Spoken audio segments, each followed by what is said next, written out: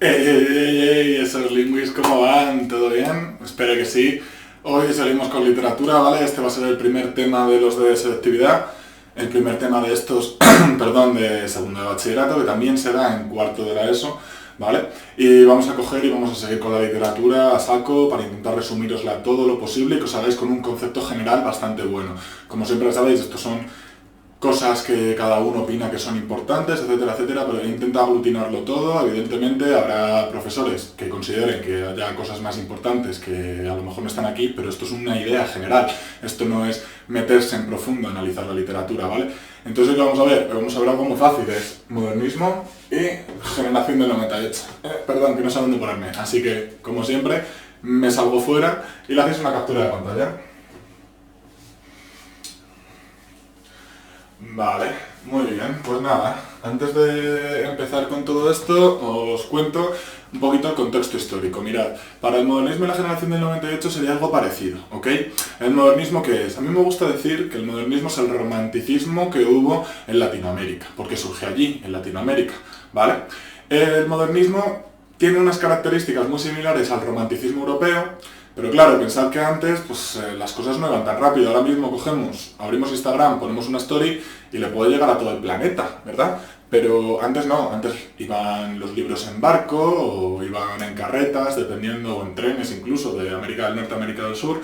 Pero claro, la cultura y todos los avances tardaban en llegar de un continente a otro. Por tanto, el romanticismo llegó tarde a Latinoamérica, al igual que el barroco, al igual que casi todas las corrientes literarias.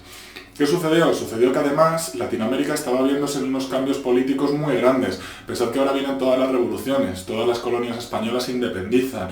Por ejemplo, Bolívar con el proyecto de la Gran Colombia o San Martín en Argentina, si no me equivoco. Entonces, todos estos procesos revolucionarios dieron lugar luego a diferentes dictaduras. Por tanto, esto, sumado a lo que viene siendo el imperialismo estadounidense, que no era ya tanto bélico, como económico e ideológico, hicieron que Latinoamérica pues, no tuvieran una identidad, por así decirlo, porque claro, primero llegaron los españoles y se quedaron, evidentemente se colonizó, sucedió lo que sucedió, se construyeron ciudades y todas las ciudades eran provincias de Castilla, en este caso de España más adelante. Sin embargo, en América del Norte, por ejemplo, sucedió lo de las colonias, que eran colonias, las trataban muy mal y por eso se revolucionaron. Son procesos diferentes, acordaros, en la historia siempre suele estar lo importante y las claves para entender lo que sucede a día de hoy, ¿vale? ¿Qué va a pasar? Va a pasar que esa identidad latinoamericana, pues por un lado, los nativos fueron esclavizados, obligados a trabajar, colonizados, evangelizados por los españoles, y luego el imperialismo estadounidense intentó coger y poner su cultura por delante de la cultura hispanoamericana. Por tanto, ellos se encuentran con una pérdida de identidad. Ellos no tienen una historia tan rica como puede tener Inglaterra, Francia, Italia o España, o Alemania incluso. Ellos tienen son países muy jóvenes, son naciones muy jóvenes, entonces ese sentimiento de identidad nacionalista que había en el romanticismo, pues ellos no lo tienen tan claro en cuanto a la identidad y tienen que intentar conseguir una nueva identidad, ¿vale? Entonces, el modernismo, ¿en qué se basa el modernismo? Muy fácil, para empezar, el modernismo surge a partir de una crisis sobre todo de identidad y de una crisis política y social, como todos los movimientos literarios. ¿Qué características vamos a tener? La primera es la búsqueda de la belleza formal. Ellos quieren depurar la poesía. Va a ser un poco como lo que hace Juan Ramón Jiménez a lo largo de toda su obra poética. Quieren esa belleza formal para impresionar, para que se vea la capacidad que ellos tienen, ¿vale? Después el lenguaje tiene que ser perfecto. Es un lenguaje muy cuidado, muy adjetivado, muy decorado. Es decir, va a ser muy ornamental. Ellos, cuando escriben, van a acudir normalmente a esa literatura de los sentidos, van a utilizar muchas sinestesias. Sinestesia quiere decir que se atribuye a un sentido lo que se percibe por otro, ¿verdad? Como por ejemplo, oír una imagen. Sí, que solo tenemos en Instagram a todas horas los memes estos de que no se puede oír una imagen y te aparece ahí, yo qué sé, Homer Simpson con la cara esta de ¡ouch! ¿Verdad? Eso lo tenemos todos. Eso sería la sensorialidad. Acuden a los sentidos, ¿vale?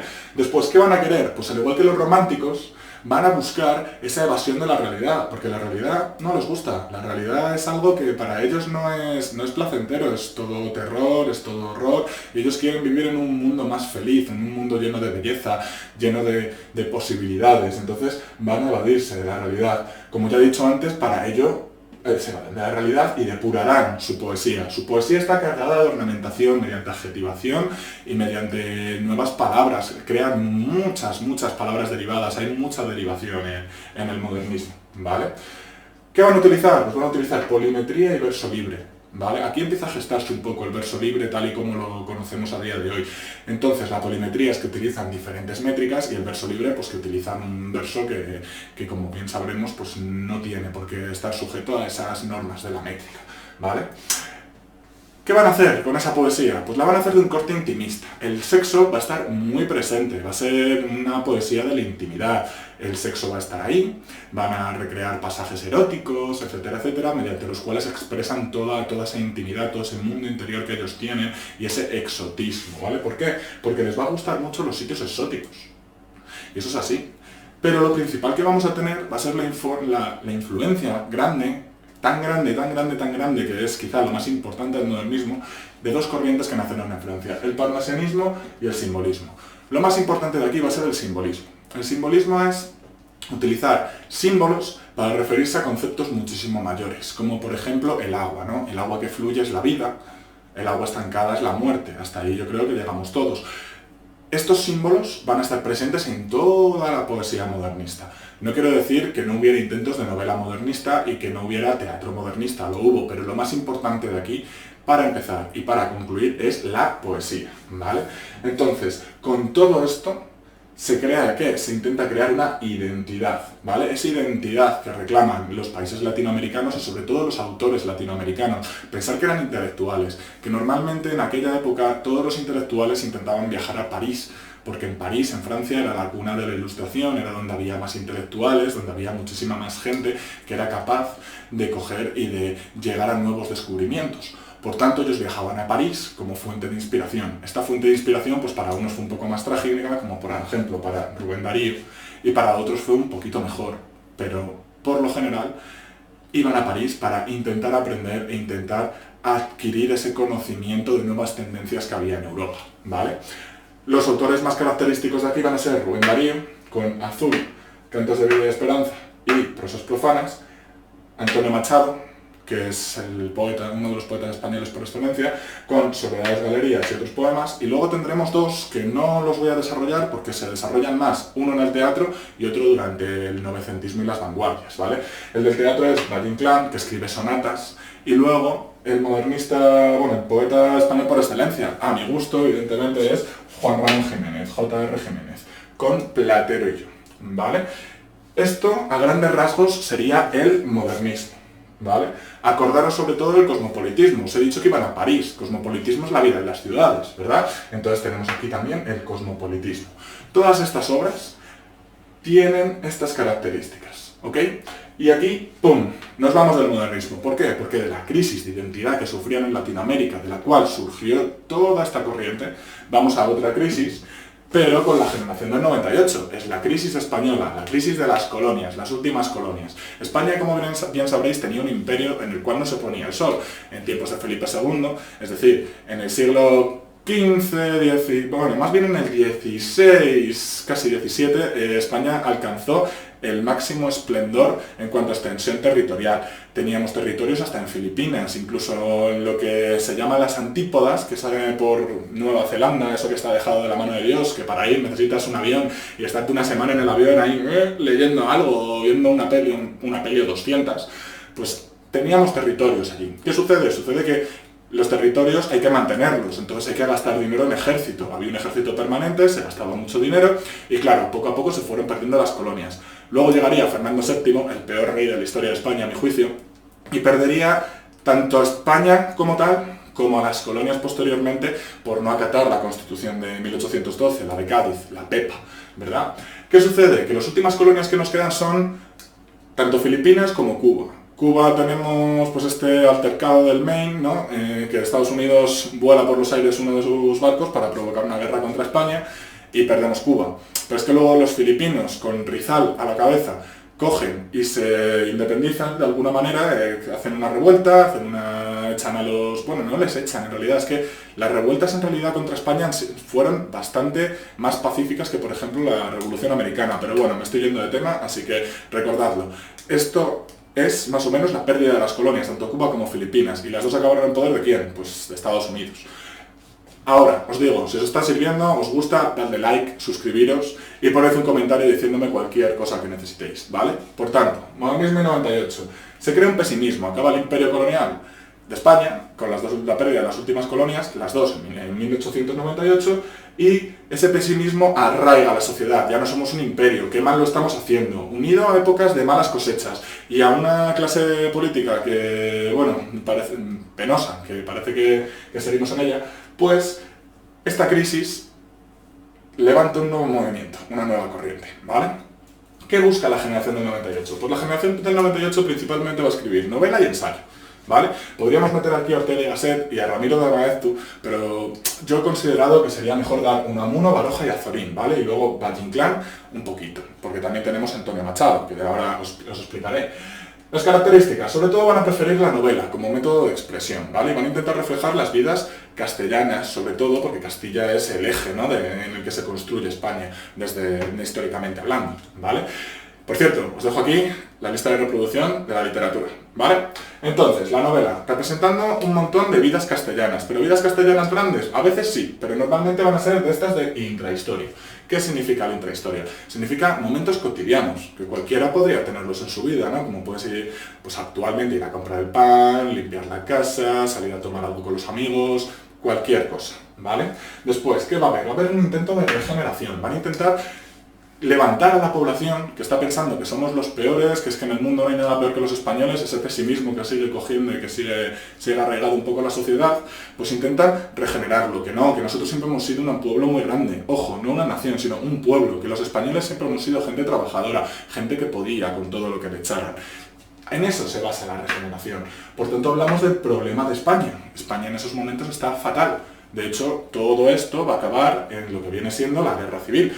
Que además os voy a dejar un vídeo en la descripción, el cual explica muy bien cómo Unamuno veía la guerra civil y os explica muy bien el contexto de la literatura de segundo de bachillerato y de selectividad. Continuamos, va a haber un existencialismo muy profundo, porque claro, ¿ahora qué hacemos? Si ya somos los peores, si lo hemos perdido todo, el resto mira cuántas colonias tiene, mira Inglaterra con la India, con Australia, mira Alemania que tiene la mitad de África, mira Italia que tiene la parte norte de África, mira Francia con Argelia, con un montón de países africanos, mira hasta Bélgica, Bélgica tenía el Congo, es que nosotros no tenemos nada, nos dieron un poco, en el reparto de África nos dieron, es que suena muy bestia decirlo así, nos dieron un poco de Marruecos y ya está. ¿Nosotros qué hacemos? ¿Qué voy a hacer con mi vida? Ese existencialismo arraigará en las novelas del 98. Y además habrá una barbaridad de descripción. ¿De descripción de qué? De paisajes. Es como una oda al paisaje castellano, una oda a la riqueza de paisajes que tenemos en España, ¿vale? ¿Qué vamos a tener? Pues modelos antiguos. Esto ocurrirá también un poco con la poesía que va ligada al régimen, cuando veamos la poesía posterior a la guerra civil. Van a ponerse en modelos antiguos de mira qué grandes eran estos hombres, los conquistadores, el Cid, etcétera, etcétera. Mira qué grandes hemos sido siempre. Vamos a coger y vamos a recuperar esos modelos de grandeza, de ser buena gente, de ser justo, de ser generoso. Vamos a recuperarlos porque eso es lo que de verdad hace España, ¿vale? Después, ¿qué vamos a tener? En cuanto a la novela, pues muchas de ellas se va a basar en la religión, ¿vale?